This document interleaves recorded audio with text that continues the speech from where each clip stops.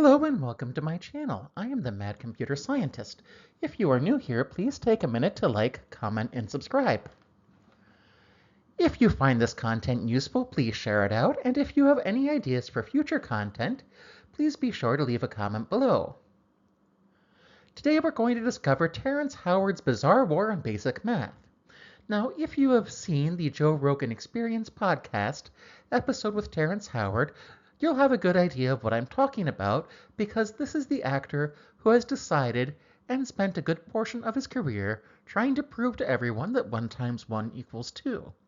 However, if you go to his website and download his free book, you will find out that he has more problems with understanding math than just redefining the 1 multiplication table.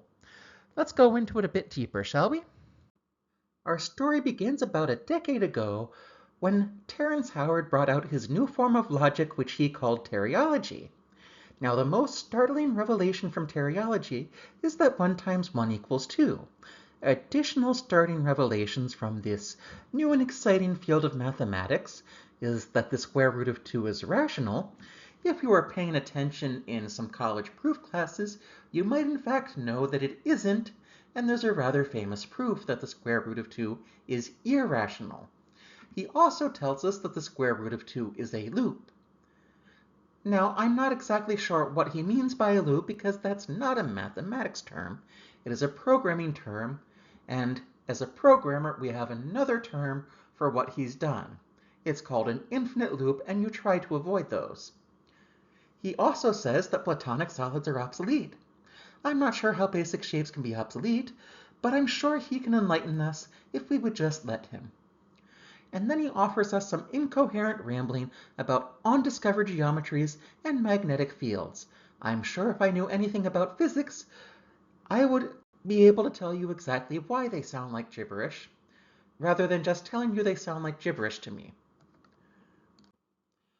I do think that it is necessary for us to cover some of what happened to Howard that might have brought him to where he is now. Now, this doesn't necessarily explain why he seems to have gone off on this tangent, but it is important to understand his psychology and why he might be acting this way. Long before he introduced the world to his 1 times 1 equals 2 masterpiece of literature, he was taken by his dad to see Santa Claus as a young boy. Apparently, someone cut in line, and Terrence Howard's dad stabbed someone, and that's pretty much all I know about it. But let's go back to his book. Now, for a math and physics book, it has a brilliant beginning, and I believe all great math and physics books start this way, don't they? I'm pretty sure the Principia does as well. The book starts by telling us approximately when he was conceived. I'm not kidding, that's how the book starts. Throughout the book, we also see common and incorrect mathematical equations scattered throughout. A common one is 1 squared equals 2. If you want to see all of them, just go download the book. It's available for free from his website. Although the book starts out strong, with a quote about when he was conceived, which all good physics and math books start with, as I've mentioned, it doesn't go downhill from there. We get a bunch of weird quotes, like the one I'm about to share with you now. Howard says that scientists and mathematicians around the globe collectively agree that technologically we've hit an impasse in our evolution. This is illustrated by our inability as a species to keep up with the concept of Moore's law. Now, apparently, Howard doesn't understand that Moore's law is a concept, not an actual law. It was never going to be permanent, and we would always hit a wall when it came to improving our technology any further without any more advances in technology. But more importantly, I want to know, which scientists and mathematicians agree on this?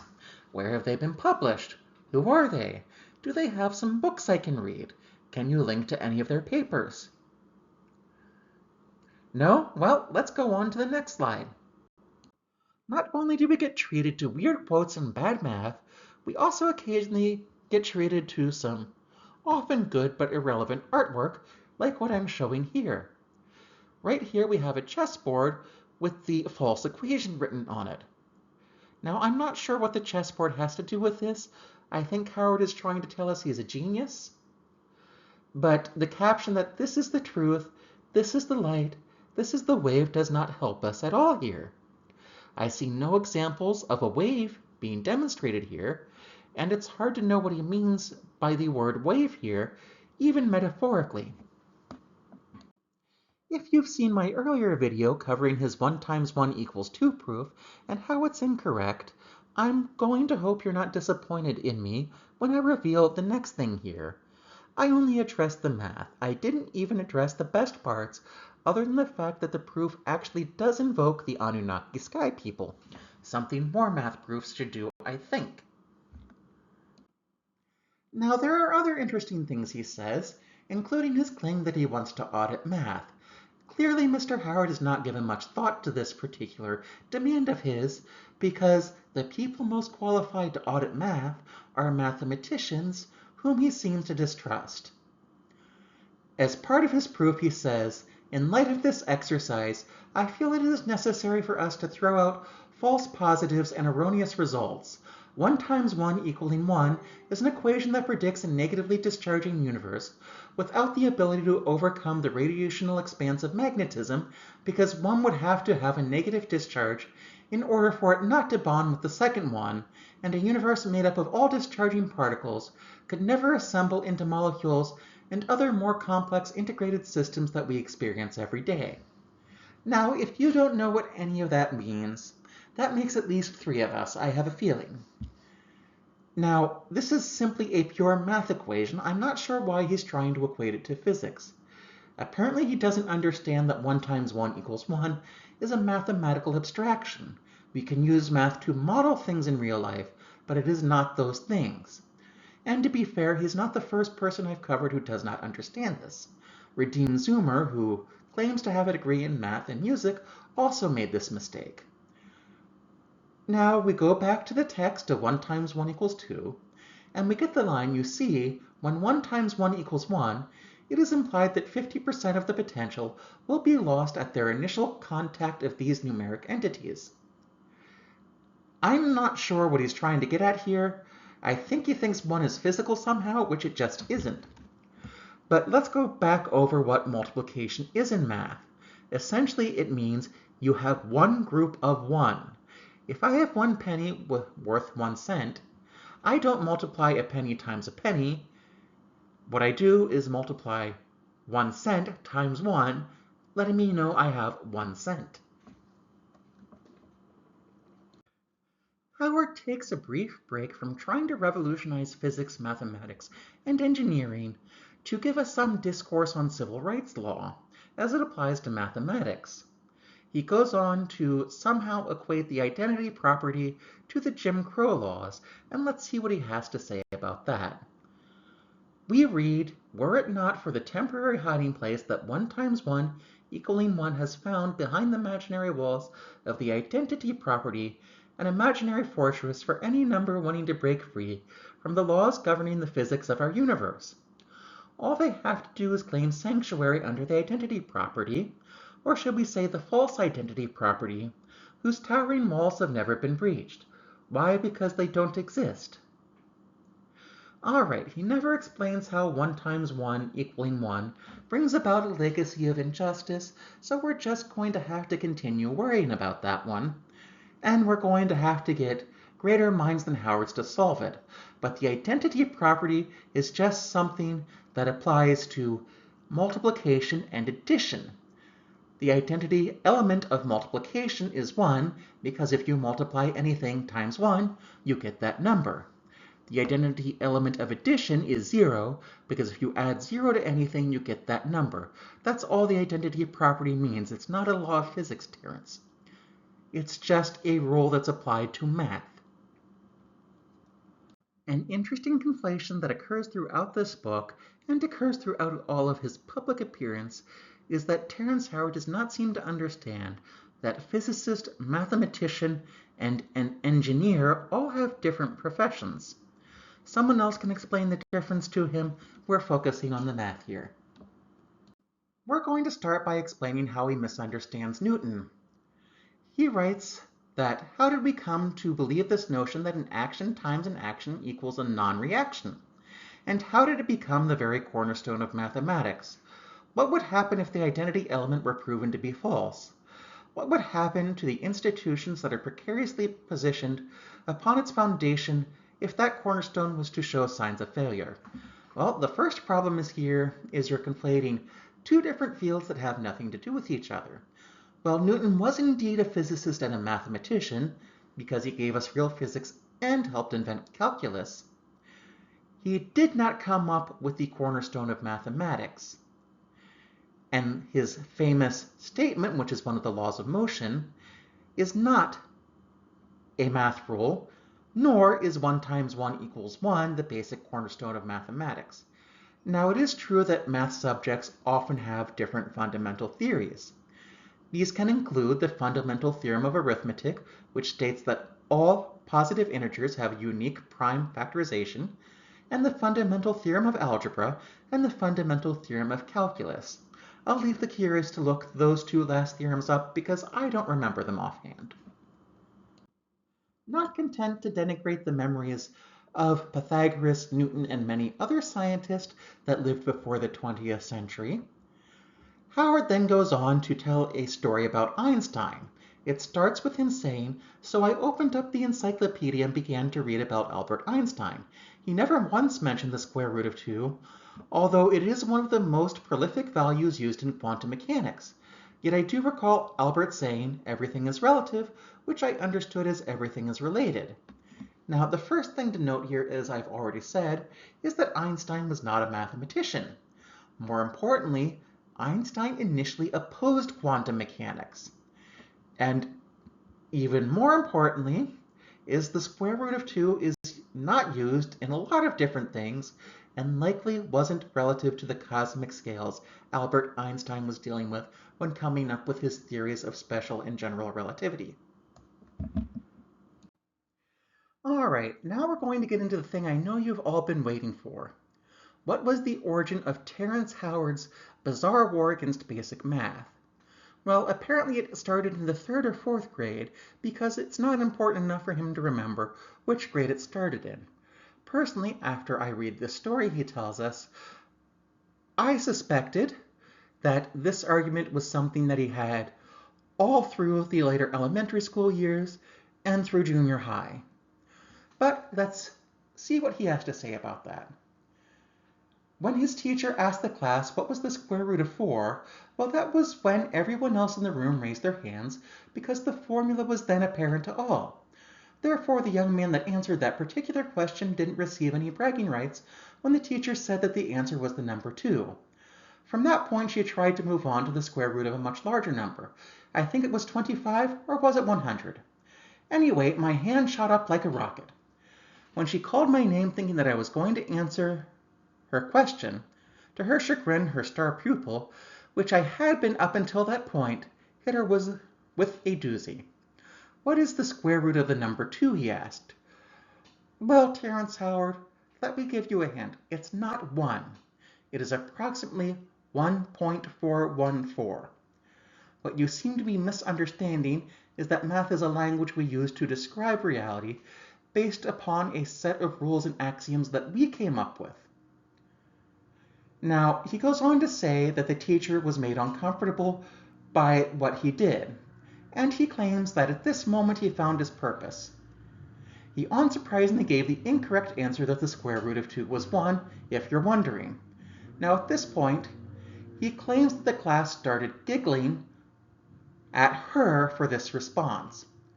Now, what I suspect, Mr. Howard, is that the class was laughing at you because the answer was obvious and you got it wrong. You don't need to be a mathematician to know how you're messing up basic math. By the way, there is an actual quite famous proof from Euclid that showed us that the square root of 2 was an irrational number. I have the link for that proof on the screen if you want to go look at it. Now, if you've seen my video on the halting problem, which is about the limits of computation, you may notice that that proof uses a similar structure. That is because they're both proofs by contradiction. And now let's go on to the next slide. Another part of his bizarre war against basic math is his assault on the number 0. He tells us that because 0 is the only digit that when multiplied by itself, the sum could remain the same because the number doesn't really exist. It is a placeholder that holds no value. Well, the concept of 0 does exist, Terry, and it's quite useful. We normally use it as a placeholder in positional numbering. We can also use it as the point between two numbers on a scale, such as a temperature scale. For example, 0 degrees Celsius is where water freezes. Anything below that temperature is negative, and anything above it is positive. That means that it has a value of 0, not that 0 has no value. Now, if we're going to get rid of 0, which you seem to be suggesting, and I hope you're not, that makes positional numbering systems like the base 10 we all use useless.